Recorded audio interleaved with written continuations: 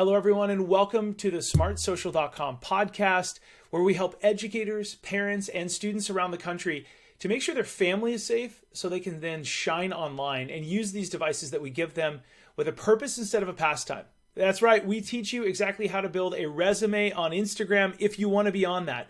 We teach you that all of these tools that can inherently sometimes be told that they're bad, and they are bad in some cases, they can also be used for good. Just like a knife can be used in a bad way, it can also be used to make a sandwich in the kitchen in a very important way. You can slice the tomato and make something delicious. And that's what we're here to do on this podcast, is to talk about the good and the bad in a very reasonable and balanced manner. Today we have an awesome guest, and she started a movement because of a personal story. And we're going to hear that story here today. We're going to find out what can we learn about giving our kids Instagram at a really young age. What can we do to make sure that we have that dialogue before we hand them this, well, I call it a Ferrari, this car that goes 200 miles an hour. For those of you listening, I'm holding up my iPhone. And we're also going to ask, what can we do to make sure that we not only learn from others, but do this in a way that helps our kids protect them for the future. So I want to introduce Emma here. Emma, tell us a little bit about yourself, what you're doing, where you're at right now. You're in college, and tell us a little bit about the foundation that you started. Yes, absolutely, and thank you for having me.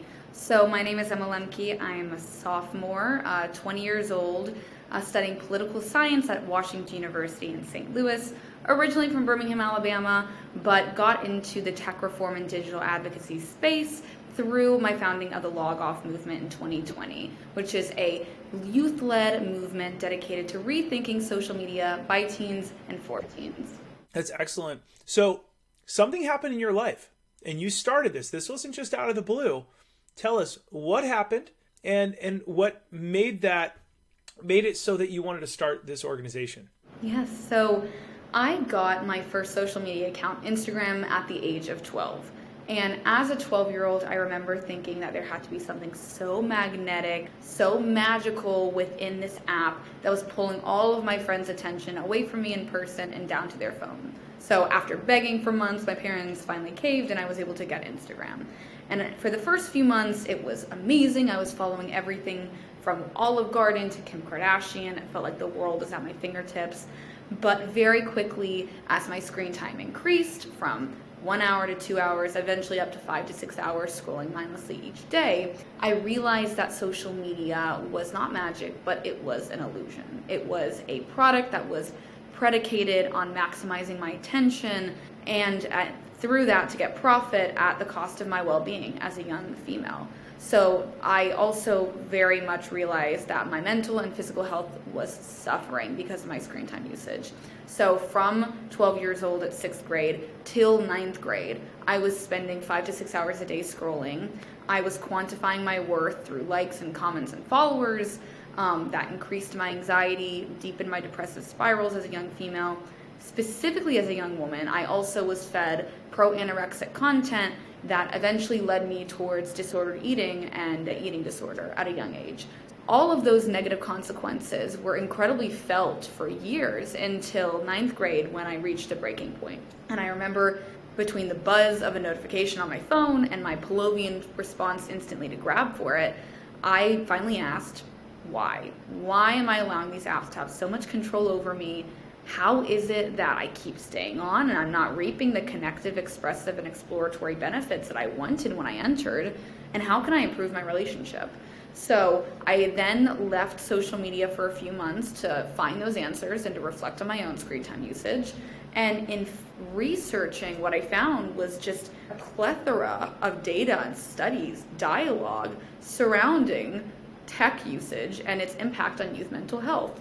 But what I couldn't find in all of that was the voice of the young person itself, there to inform dialogue, to lead conversations, and to really nourish and deepen our understanding of how to improve tech spaces. It is from the experts in the field, digital natives, that conversation can be moved forward in the most effective manner. So I decided then to research for a few more years, and then in my high school senior summer, I founded Log Off, which was just my way of creating a community for other young people, for us to talk about, interrogate, investigate social media's role in our lives, and to work to create healthier relationships for the next generation of young people that come on. That's excellent. So I want to hear from you. What are your top 2 tips? Because let's step back for just a sec. So many students right now are saying to us, hey, I like TikTok, Instagram, Snapchat, but I find that when I spend 1 minute on the app, it turns into an hour, right? We've all felt that. It is like sugar. You have a little and you fall in love with it. If you're like me, you have some ice cream and you're like, I kind of want another scoop. Right? And the first thing that we can do is say, I don't know how to eat 1 scoop of ice cream. I like 3 scoops. It's just like, I have to do it I have to notice when I'm eating too much because I might not feel well. The same is true for these devices. So I want to ask you, for other people who are struggling because these devices, and I'm holding up my iPhone and what's in them is actually can suck us in too much. What's 1 or 2 tips that are tactical that somebody could do today to say, whoa, I've limited my screen time and I feel a little happier on the inside. I feel a little more focused, because a lot of students tell us, hey, 1 minute turns into an hour, and when I'm done, I wanted to go to chill out on the couch and I feel less focused. It's harder to do my homework. That thing's buzzing. What are some tactical tips you'd give a student, a teenager in high school or middle school to be able to manage that? I would say 2 things. 1, find your community. Don't do it alone. And then 2, implement levels of friction between you and addictive technologies that takes away that decision to unplug and does it for you. So that eventually, maybe down the line, like you said, instead of having 3 scoops of ice cream, you can have 1. Instead of having an hour of screen time usage, you can have 20. But having other software facilitate that will be incredibly helpful to start. So I always say Stanford Habit Lab is a great place to start. Stanford Habit Lab is an extension that provides data to you so you can indicate which apps you want to spend less time on. It will provide randomized levels of friction, so interventions between you and technology. For me, every time I go on Twitter, it buffers, and I instantly want to leave because, believe it or not, small things like that make a huge difference in your screen time usage.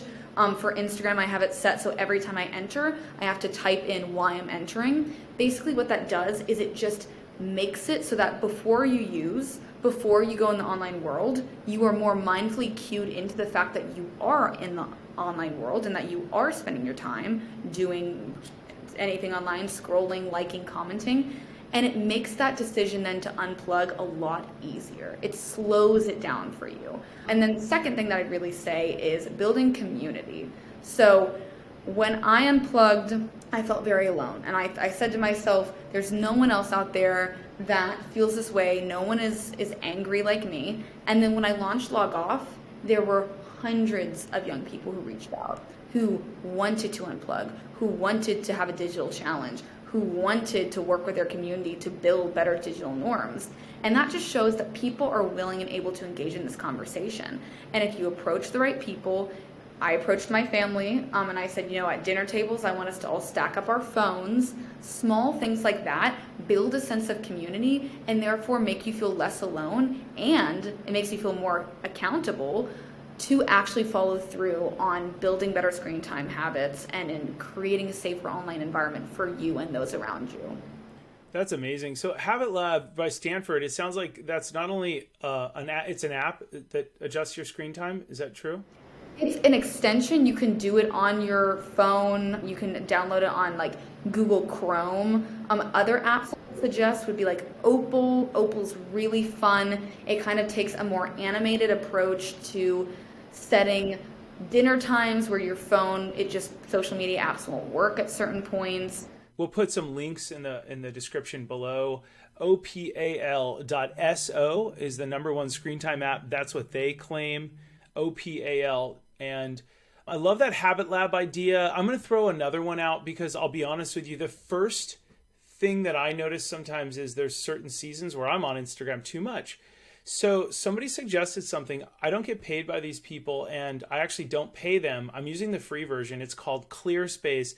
Every time I want to open Instagram, it goes, all right, take a deep breath for 3 seconds in, which sounds cheesy. And then all of a sudden I do it. I force myself. Emma. And then it goes breathe out for 3 seconds. So I do that. And then the next thing I do is it says, okay, how long do you want to spend on this app? And all of a sudden I click 1 minute, 2 minute, 5 minutes, or 10 minutes. And then it says, now you can go open the app, and you get that much time. Because I'm intentional in the beginning, I have brought my Instagram time down from 30 minutes a day on average down to like 11 to 14 minutes a day. And I feel better. I'm less inclined. And I love what you said there. You said, implement levels of friction between you and technology. What are some other ways that you've implemented levels of friction? For me, I completely agree with you. There are days, especially in college, when I'll be scrolling for a lot longer than I would like. And people, the irony of being a digital advocate and not being able to unplug some days.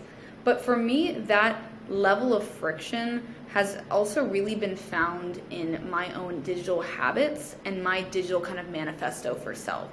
So for me, when I'm studying, my phone is completely out of sight. That is the level between me and addictive technologies. I turn off my notifications. I will go to grayscale whenever I'm in an exam period.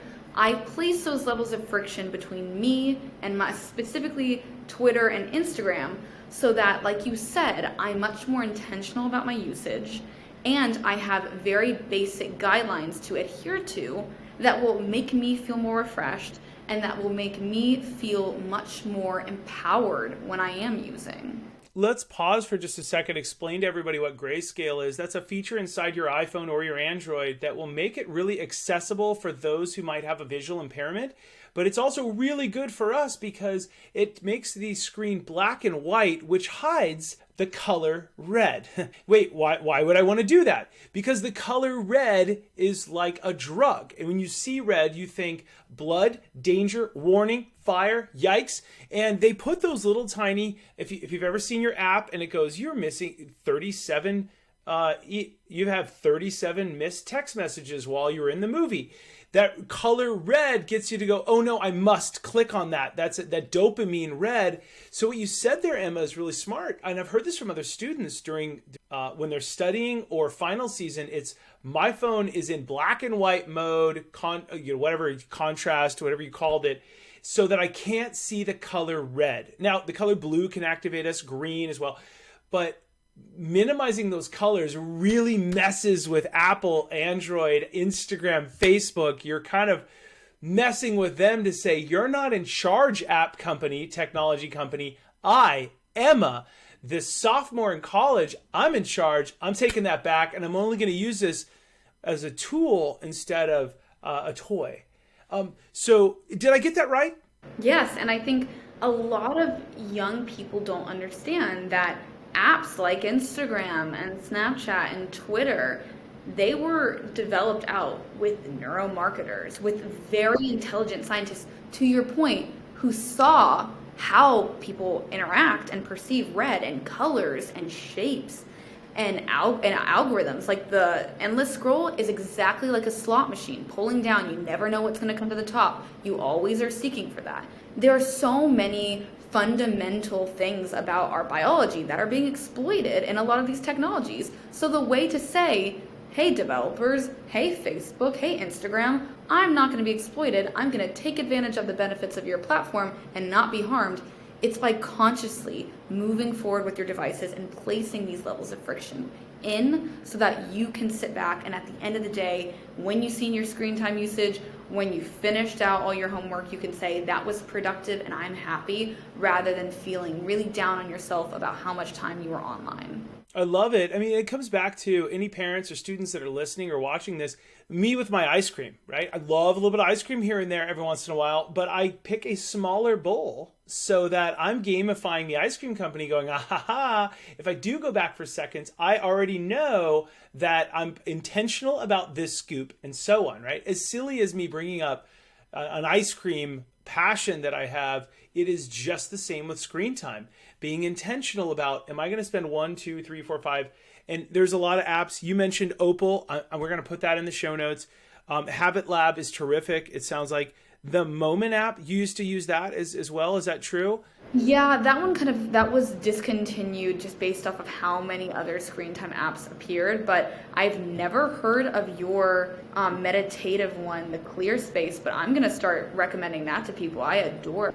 It's cool. It just says, give a good breathe in for 4 seconds and then breathe out. And then it gives you a quote. It's kind of cool. There's like rotates between 5 quotes.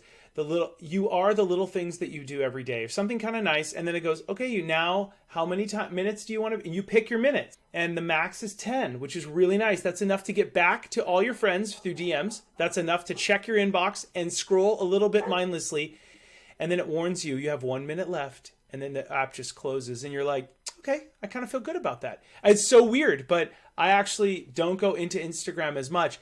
Once again, if you want, I don't pay them and I don't get paid by them, but it's free if you want to manage one, I'm air quoting, addiction, meaning Instagram. But if you want to do that for TikTok, Instagram, and other stuff, it's a little bit of money per year, which I might even consider paying.